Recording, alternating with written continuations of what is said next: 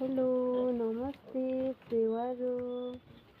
यो चाहिँ हाम्रो बङ्गुरको बच्चाहरू चाहिँ आज 3 दिन भयो।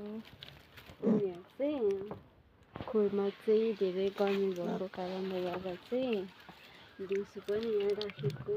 यिनीहरू चाहिँ नवरा जन्मेको थियो। गर्मीले 3टा चाहिँ मरेर यति बाँकी छ।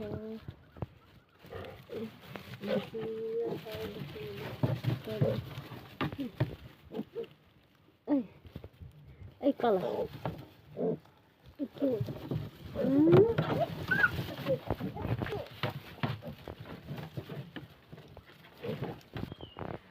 आजको मौसम चाहिँ एकदम राम्रै छ भन्नुपर्छ। यता धादिङतिर चाहिँ राम्रोसँग घाम लागिरहेछ बिहानदेखि नै।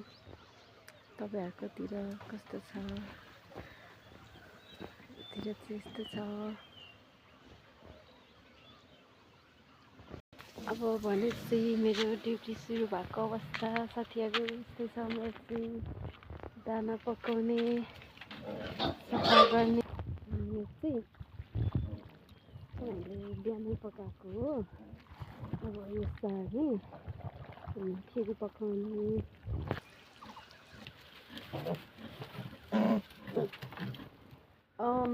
बङ्गुरको बच्चाहरू चाहियो भने चाहिँ सम्पर्क गर्नु होला। सस्तोमा मिलाएर दिनेछौँ। पछि गर्मीले यस्तो भइरहेछ।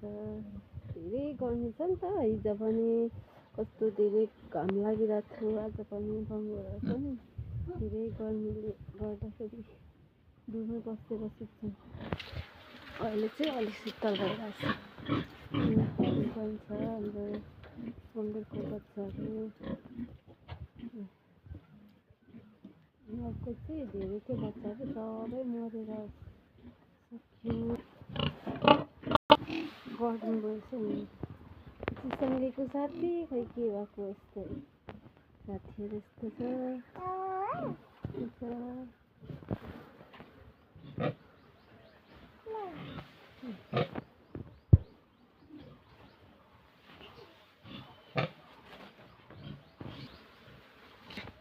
चाहिँ पानी पर्नु पर्ने हुन्छ। अब पाइप चाहिँ यता पर छ।